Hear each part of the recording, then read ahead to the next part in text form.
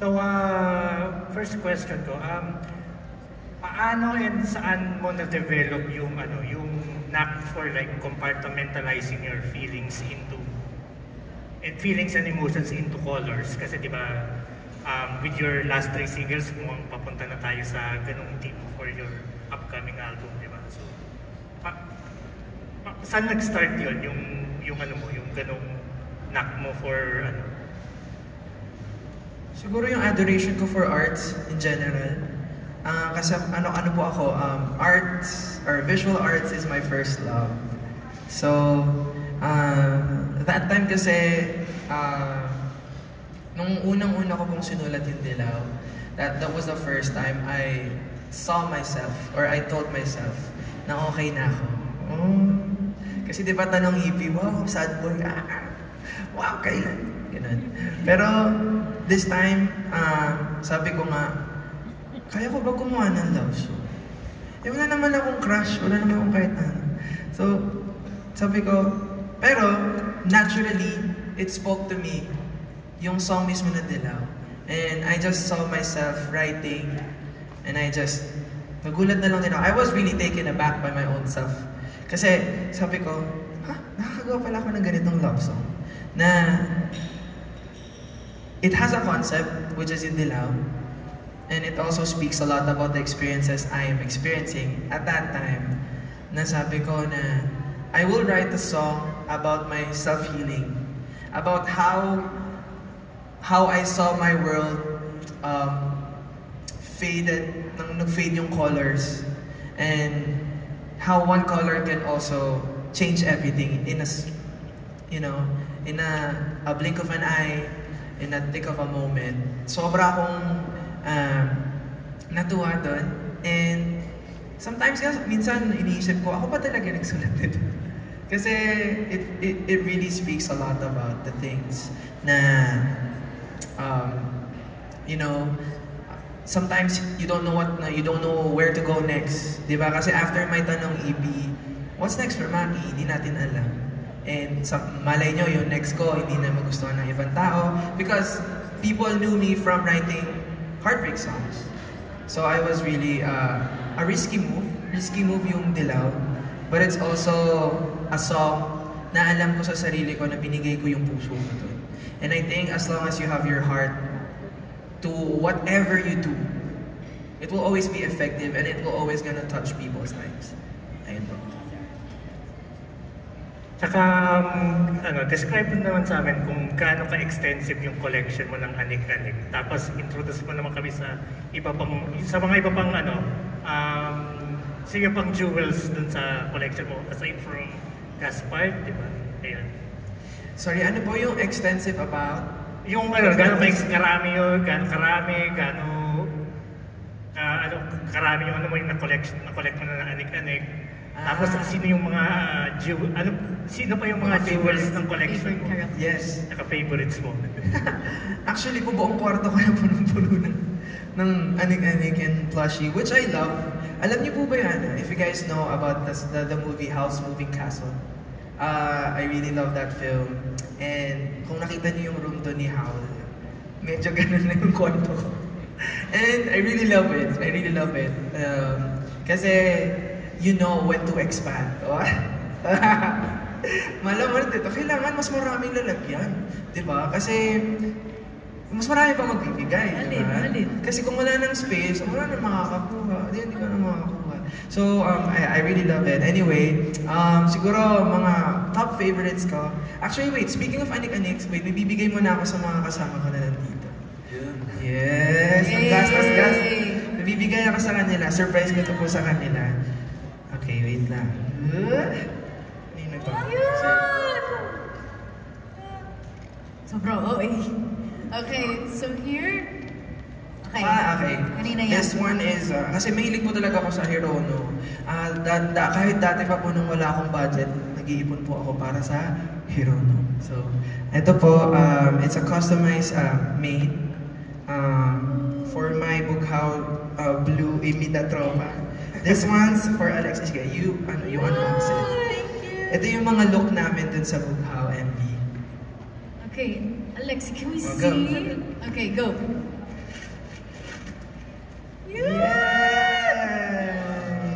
O, diba? Tapos may anik-anik din yung buhok niya. Pakita mo sa kanya. So cute. Yes. Ayan siya.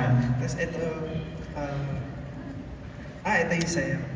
Okay, gawa mo bukas. Okay, go Kyler. Huwag mawawala yan, ha? Bato. So continue na!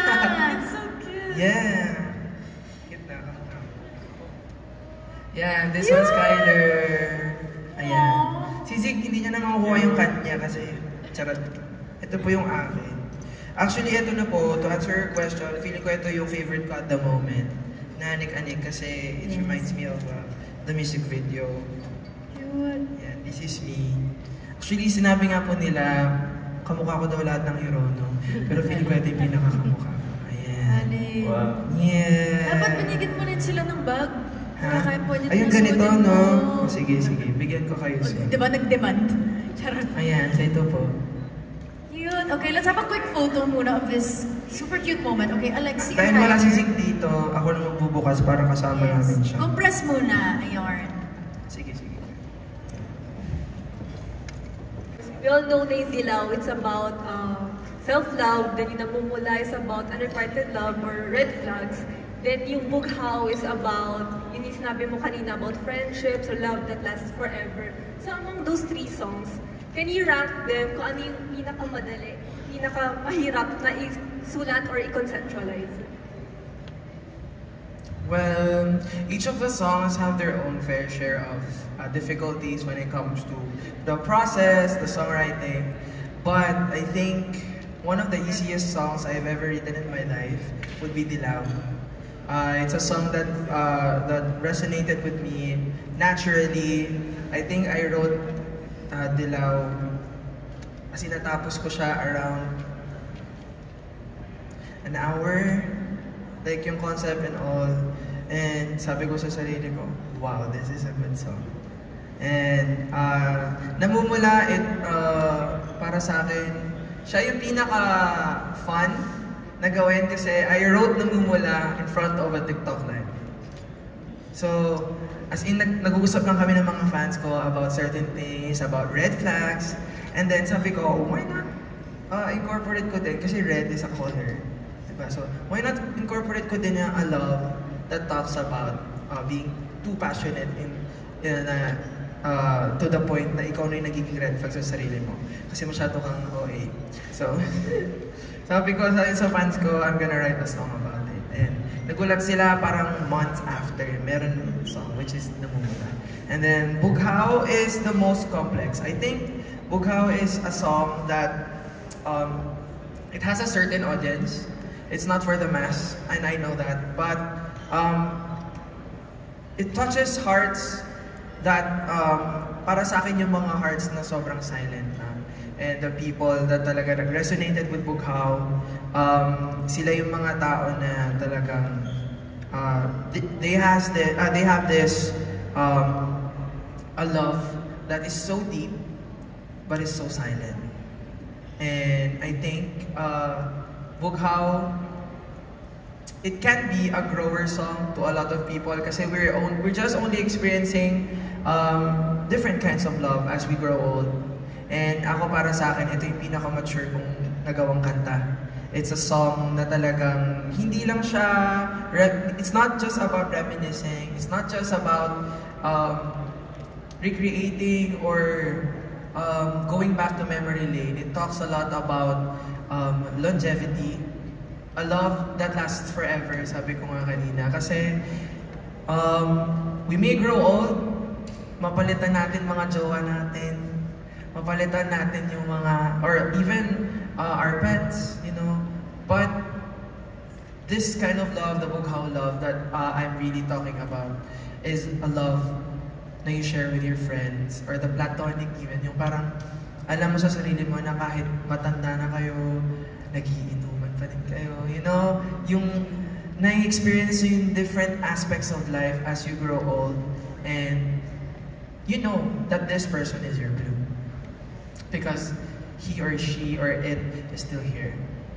Diba? So, The last question, since in a way naman parang lahat tayo dito are artists or creatives in our own way. So, since maraming time or energy yung naaano sa'yo whenever you write or perform? How do you deal with burnout?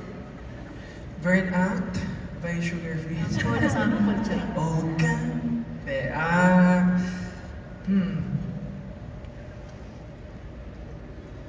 It's a topic na sobra siyang iba-iba, situational.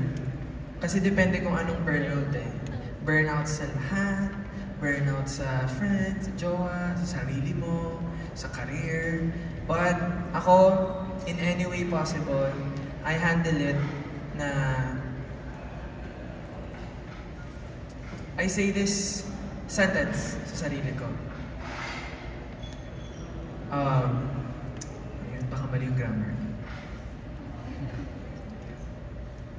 Nothing matters and everything matters. So, pag ano po ako, na-overwhelm ako about certain things na, for example, sobra po ako na burnout sa socially, ganyan. Or sa ginagawa ko everyday, I tell myself na nothing matters. Or kasi ang burnout nangyayari siya because of a massive impact in your life na masyado siyang na-push or masyado kang na-drain out of it. And whenever I tell myself na nothing matters, doon ako mas nagiging kalmado. Nasasabihin ko sa sarili ko na, yes, so sige, nasistress ako dito, nasistress ako dyan, nasistress ako sa ganitong aspect. Pero at the end of the day, we're all gonna die. At the end of the day, di ba? May mga times talaga sa life natin na masyado tayo nagiging gigil sa mga bagay na we're forgetting to enjoy the now. And for me, ganun. And of course, the right amount of pahinga. Pahinga, it's not just sleeping, ha? Pwede yung tao. Or pwedeng yung pet mo. Pwedeng yung hobbies mo. Kumbaga, going back to your roots, feeling ko ganun po yung akin talaga. Na I grew up nang hindi ako sobrang mayaman, hindi ako sobrang social butterfly, ganyan. So, yeah, ayun. Right amount of pahinga. And of course, always remind yourself na not everything is supposed to be serious. Ayun po. Thank you so much. Thank you po. Thank you, Gia. O, diba? Sa maingay na mundo, ikaw ang pahinga. Yes! Street Kurba, guys! I love Kurba. And also on, what is this, March 22, Philpop? Yes, actually, punta po kayo sa March 22, magkakaroon na po ng finals. Himig Handog, Philpop, collaboration. So, lahat po kaming mga interpreters and songwriters will be there. And I hope, sana makapunta po kayo. And, ayan, i-share niyo po yan. Share to the world. Yes, guys. Kasi grabe ang mga songwriters ng Philippines. Yes. So, grabe. Thank you. Also, please stream Kurba, okay, favorite Maki song ko. Iboto nyo. Iboto nyo rin ang Kurba, the best. Okay, thank you so much again, Gia of One in Manila.